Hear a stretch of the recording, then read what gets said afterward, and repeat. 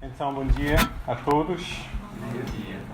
Vamos continuar agora e até vamos terminar os nossos estudos nesta primeira carta que João escreveu para as igrejas na Turquia, na Ásia Menor naquela altura. Então, vamos ler esses últimos versículos a partir de versículo 13 até o final do capítulo. Estas coisas vos escrevi para que saibas que tendes a vida eterna, e para que creias no nome do Filho de Deus. Esta é a confiança que temos nele, que se pedirmos alguma coisa segundo a sua vontade, ele nos ouve. E se sabemos que nos ouve em tudo o que pedirmos, sabemos que alcançamos as petições que lhe fizermos. Se alguém vir pecar seu irmão, pecado que não é para a morte, orará e Deus dará a vida àqueles que não pecaram para a morte. Há pecado para a morte, e por esse não digo que ore. Toda a iniquidade é pecado, e há pecado que não é para a morte. Sabemos que todo aquele que é nascido de Deus não peca, mas o Filho de Deus guarda-o, e o maligno não lhe toca. Sabemos que somos de Deus, e que todo o mundo está no maligno. E sabemos que já o Filho de Deus é vindo e nos deu entendimento para conhecermos o que é verdadeiro. E no que é verdadeiro estamos, isto é, no seu Filho Jesus Cristo. Este é o verdadeiro Deus e a vida eterna. Filhinhos, guardai-vos dos ídolos. Vamos orar mais uma vez. Senhor nosso Deus, depois de ouvir esta mensagem, este relato sobre os nossos irmãos na Índia, nós temos esta liberdade aqui, plena liberdade, Senhor, para ler, para reunir, para falar, para testemunhar. Ó Senhor, fortalece a nossa fé pela Tua Palavra. Ajude-nos a perceber o que nós devemos saber sobre quem Tu és. E pedimos isso neste momento, Senhor, através do Teu Espírito Santo, Senhor. Ajude-nos a compreender essas palavras que foram escritas há séculos, mas ainda são eficazes para a nossa vida hoje. Em nome de Jesus, nós oramos. Amém. Amém. Então, chegamos hoje ao final desta carta. Temos passado quase 2 meses a acompanhar estas coisas que João escreveu. Ele escreveu contra o falso ensino que estava a perturbar, confundir, dividir a igreja local. Um falso ensino em relação a quem é esta pessoa chamada Jesus Cristo. Um falso ensino em relação à natureza de Jesus Cristo. Mas para João não há dúvida em relação à natureza humana de Jesus. Ele nasceu, carne e osso. João ouviu, contemplou e chegou a tocar fisicamente esta pessoa, Jesus Cristo. Jesus é homem, sem dúvida. E não há dúvida em relação à natureza divina de Jesus. João disse, Jesus estava como o Pai. Jesus é homem e é Deus. Portanto, para João há uma só conclusão. Jesus é o Filho de Deus. Jesus é o Cristo. E neste versículo, João explica o propósito por que ele escreveu estas coisas. Para que saibas que tendes a vida eterna. Irmãos, não tem dúvida nessas palavras. João não escreveu, eu escrevi para que talvez tenham a vida eterna. Ele não escreveu para que, se tudo correr bem, vocês terão a vida eterna. É para que saibas que tendes a vida eterna. Uma realidade aqui e agora, verdadeira, real, sem dúvida. Saber, compreender e perceber as coisas que João escreveu nesta carta é a base da segurança e da confiança que qualquer cristão tem em Jesus. Então, deixe-me perguntar para vocês. Vocês conhecem, compreendem, percebem, sabem as coisas que João escreveu nesta carta? Ele escreveu: Cristo se manifestou para ser a propiciação pelos nossos pecados. 2:2. Para tirar o pecado, para desfazer as obras do maligno, a vida eterna em Cristo Jesus. Quem tem o Filho tem a vida eterna. Deus garante-nos a vida eterna. João escreveu essas coisas só nesta pequena carta. E estas coisas são a base da nossa segurança, da nossa confiança como cristãos. Deus quer que nós sejamos confiantes, não em nós, mas confiantes em Cristo e no poder do Evangelho. Para muitas pessoas que nós encontramos aqui, nesta sociedade, isso parece uma arrogância. Como é que tu podes ter certeza sobre a vida eterna? Porque Jesus é o Filho de Deus, Jesus é o Cristo. Não é arrogância. É simplesmente abrir este livro, ler este livro, a Bíblia, e acreditar que toda a palavra aqui é verdade. E confia nisso. Certa vez, este homem Graham fez muitas entrevistas, mas certa vez um jornalista perguntou-lhe: Billy Graham, qual é o hino, o cântico que melhor resume o Evangelho? E sem pensar duas vezes, ele citou este cântico de crianças. Jesus loves me, this I know, for the Bible tells me so. Little ones to him belong, they are weak, but he is strong. Yes, Jesus loves me, for the Bible tells me so. Jesus me ama, como eu posso saber? Porque a Bíblia me diz. Eu sou fraco, ele é forte. Às vezes nos complicamos demasiadamente a fé cristã. É simplesmente isso. Acreditar que Jesus é o Filho de Deus. Jesus é o Cristo. Então, nestes versículos, ao final desta carta, João vai destacar outras coisas que nós devemos saber para que tenhamos confiança. Versículo 14. Oração. Como tem sido a sua experiência de oração? Aqui em Portugal tem duas palavras: rezar e orar. Ainda estou a tentar perceber a diferença, mas basicamente eu acho que rezar é recitar alguma coisa escrita para um santo. Orar é completamente diferente. Orar é falar, conversar na base de um relacionamento entre a pessoa e Deus. Quando o cristão fecha os olhos, quando o cristão baixar a cabeça e começa a orar a Deus, o cristão não está a lançar palavras com muita esperança ou escuridão na esperança que alguém vai ouvir. Essa é rezar. Oração, quando um cristão chega a Deus para orar, ele chega ao Deus como um filho amado pelo Pai. Por isso que nós lemos nesta carta 3:1: Vede quão grande amor nos tem concedido o Pai, que fôssemos chamados filhos de Deus, o que realmente somos. No momento de orar, nós partimos de um relacionamento entre o Filho e o Pai.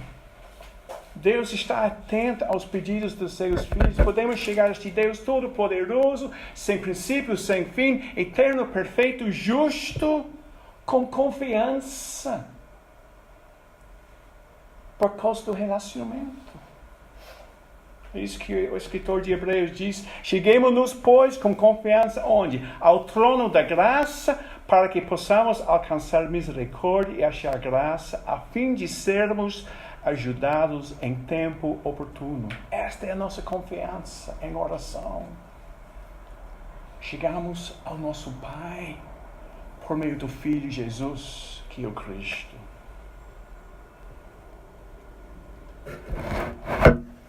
Esta é a confiança que temos nele, que se pedirmos alguma coisa segundo a sua vontade, ele nos ouve. Temos confiança para chegar a Deus. Mas essa confiança para chegar a Deus não implica que iremos receber tudo o que pedirmos. Aqui João coloca uma condição. Confiança em oração vem por pedir segundo a sua vontade. Aí nós entramos num mistério. Como é que nós podemos perceber a vontade de Deus em qualquer situação que nós estamos a enfrentar, o que alguém da nossa família está a enfrentar? Não explica neste versículo, então temos que sair deste versículo para o resto da Bíblia. Eu creio que quando João estava a escrever esta carta, ele lembrou as últimas palavras de Jesus na ceia antes da sua traição. João 14, 15, 16, 17. E foi ali que Jesus falou aos discípulos sobre uma imagem muito rica, que Jesus é a videira verdadeira. E nós somos os ramos. Ou seja, a necessidade de manter uma ligação entre Jesus e cada cristão. E Jesus disse, se estiverdes em mim e as minhas palavras estiverem em vós, pedireis tudo o que quiserdes e vos será feito. Ou seja, a ligação entre pedir de acordo com a vontade de Deus e saber quem Deus é. Compreender a Bíblia, perceber quem Deus é através da Bíblia. Foi isso que João disse em capítulo 3 desta carta. Guardamos os seus mandamentos e fazermos o que é agradável à sua vida implica confiança de receber o que pedirmos. Ou seja, pedir segundo a vontade de Deus tem a ver com comunhão com Cristo e manter comunhão com Cristo. Comunhão com Cristo de tal forma que diariamente nós percebemos quem é Deus. Nós percebemos que a nossa vontade é preciso se conformar à vontade do Pai, para que possamos trazer glória ao Deus e fazer o que vai agradar o Pai. Mas ele diz aqui no versículo 15, se sabemos que Ele nos ouve em tudo que pedimos, sabemos que alcançamos as petições. Esta é a nossa confiança. Se estamos a pedir de acordo com a vontade de Deus, não há dúvida. Deus irá responder de acordo com a sua própria vontade. E agora, João vai focar numa situação na igreja onde ele estava a pastorear. Uma situação em que alguém, um irmão, está a pecar. Se alguém vir pecar seu irmão, pecado que não é a morte, deve orar a Deus e Deus dará a vida àqueles que não pecaram para a morte. Orar por um irmão que está em pecado, está a pecar habitualmente, é algo normal, faz parte da igreja local. Interceder para que todos os irmãos possam crescer na sua fé. Mas o desafio aqui é o que significa dizer pecado para a morte e pecado que não é para a morte. Será que João está a dizer aqui que há um pecado que alguém pode cometer que não pode ser perdoado? Ou seja, existe um pecado imperdoável. Vamos lembrar o que João já escreveu em relação ao pecado aqui na carta. Ele declara em capítulo 1, versículo 8. Todos pecaram. Se disseram que não temos pecado, enganamos-nos a nós mesmos. Ok? Ele também disse, purificação existe para todos os pecados. 1:7. O sangue de Cristo nos purifica de todo o pecado. Os que estão em Cristo têm os pecados perdoados. Filhinhos, escrevo-vos porque pelo seu nome vos são perdoados os pecados. O pecado continua a incomodar a vida do cristão. Portanto, é preciso o cristão confessar os seus pecados. Se confessarmos os nossos pecados, Ele é fiel e justo para nos perdoar os pecados e nos purificar de toda injustiça. Ele é mais Jesus como nosso grande advogado diante do Pai. Quem tem o Filho, quem recebeu este perdão, tem a vida eterna. Ou seja, João acredita e diz: pecado existe. E é perigoso. Mas há perdão por todos os pecados por meio de Jesus Cristo, Filho de Deus. Então, como é que nós vamos compreender esta frase? Pecado que há para a morte, pecado que não é para a morte. Se João está a dizer que há perdão por todos os pecados, como é que pode ter pecado para a morte? Vamos lembrar a situação aqui. João escreveu esta carta para que algumas pessoas saíram das igrejas. Pessoas que ouviram o Evangelho, pessoas que experimentaram a vida na igreja, pessoas que não eram cristãos de verdade. João escreve sobre essas pessoas e diz que eles são mentirosos, são do anticristo porque negam que Jesus é o Cristo. E quem negar que Jesus é o Cristo, nega a única possibilidade de receber perdão pelos pecados. Então, o pecado que é para a morte é pecado que se recusa a apropriar o perdão de Deus por meio de Jesus Cristo. Ou seja, não é que há um pecado que seja imperdoável. É que a pessoa que está a pecar não quer receber o perdão através de Jesus Cristo. E o pecado mantém-se imperdoado, porque não aproveita o que Jesus fez na cruz. Então, João não pede oração por essas pessoas, porque já saíram da igreja, pois se mostraram ser filhos do diabo. Lembre-se aqui, o pecado que não é para a morte é no contexto de um irmão. Se alguém vir pecar seu irmão, pecado que não é para a morte. Então, na mente de João aqui, é alguém que já reconhece Jesus é o Cristo. Ele está a pensar sobre um irmão, uma irmã que está a pecar habitualmente, sem trazer este pecado em arrependimento a Jesus. E a função da igreja, neste caso, é orar para que esta pessoa possa reconhecer o seu erro, possa arrepender-se e receber o perdão que Deus promete por meio de Jesus. Por quê? Porque pecado habitual na vida de um cristão impede a vitalidade espiritual. E neste contexto sobre oração, com confiança, porque oramos segundo a vontade de Deus, se alguém estiver em pecado habitual, não está a glorificar a Deus, não está a obedecer a Deus, não vai perceber a vontade de Deus e, portanto, não terá confiança que o pedido foi respondido.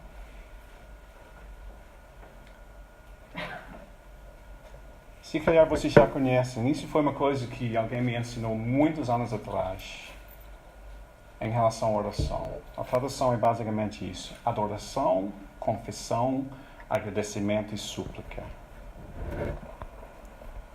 Uma coisa que alguém me ensinou para fazer 3 etapas antes de pedir. Muitas vezes, em nossas orações, estamos muito prontos para pedir alguma coisa a Deus. Mas se conseguimos seguir este padrão, vamos começar por adorar, lembrar quem Deus é. Na sua grandeza, na sua justiça, na sua santidade, lembrar quem Ele é. Ou seja, começamos por focar em Deus, não focar em nós. Isso leva-nos a lembrar e perceber, opa, em relação a este Deus Santo, reconheço os meus erros. E vamos confessar. Vamos nomear essas coisas, nome por nome, diante do Senhor, a pedir o perdão. E depois vamos agradecer a Deus pelas promessas que há perdão pelos pecados em nome de Jesus Cristo. E só depois deste processo vamos começar a fazer os nossos pedidos, as nossas súplicas para o Senhor. Para que possamos manter a nossa vitalidade espiritual. Para que não estejamos a pecar para a morte. Irmãos, a igreja não é um lugar dos santos, no sentido de ser perfeito. Somos uma família de pessoas com uma doença terminal que chama-se pecado. Não há ninguém aqui mais forte que o outro. Não há ninguém aqui nessa sala mais perfeito que o outro. Não há ninguém aqui que não precisa de oração pela sua vida espiritual. Uma parte ter um amor fraternal é ajudar uns aos outros a crescer na fé. Irmãos, se tiver alguém entre nós, nesta manhã, que reconhece através dessas palavras de João que está cometendo pecado habitual, é preciso arrepender. É a nossa função como irmãos e irmãs ajudar esta pessoa a arrepender-se para que possa crescer na fé e ter esta segurança. Saber que temos a vida eterna, saber que vamos alcançar as petições que pedirmos, se pedirmos segundo a vontade de Deus. Nos versículos 18 a 20, João vai listar 3 outras realidades que o cristão deve saber. De fato, são um resumo de coisas que ele já escreveu na carta. Sabemos que todo aquele que é nascido de Deus não peca, ou seja, não peca habitualmente. Mas o Filho de Deus guarda-o e o maligno não lhe toca. João já falou sobre isso, já pregamos sobre isso. Um cristão pode cair. Vai cair. Mas o cristão não se deleita no pecado. O que João escreve aqui é o padrão para todos os cristãos. E João diz que não pecamos porque Deus permanece no Cristo. E agora, Cristo guarda o cristão na vida. E por causa disso, o maligno não lhe toca. Isso não é questão de ir e fazer assim. Esta palavra tocar significa chegar e agarrar-se e ficar. Então, João está a dizer, por causa da presença de Jesus através do Espírito Santo, vai haver o pecado aqui no mundo, sim. Às vezes vai chegar, sim. Mas não é uma coisa que vai agarrar a vida do cristão como era antes. O maligno não consegue trazer o cristão de volta para o seu domínio. Lutamos contra o pecado diariamente. Mas não com desespero, mas com confiança e sabedoria, porque nós sabemos que é maior o que está em nós do que está no mundo. Sabemos que somos de Deus e que todo mundo está no maligno. Esta palavra que traduzimos estar aqui significa se deitar com contentamento. Aquela ideia do Nordeste do Brasil, uma praia linda, uma rede, né? Uma coisa tão gostosa, fica lá, estou muito à vontade. Este é o relacionamento do mundo com o pecado.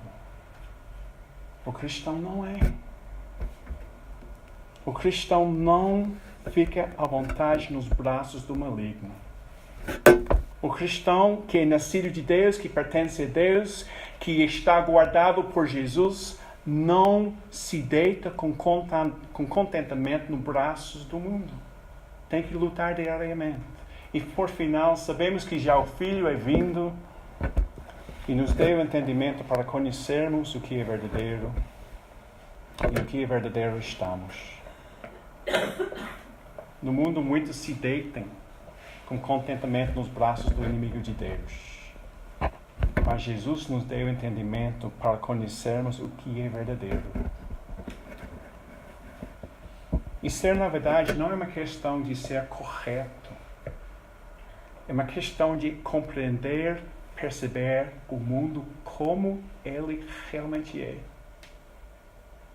Existe um Deus, existe pecado, existe condenação pelo pecado, existe Cristo, que veio e através de Cristo há perdão, a vida eterna. Esse é o mundo real.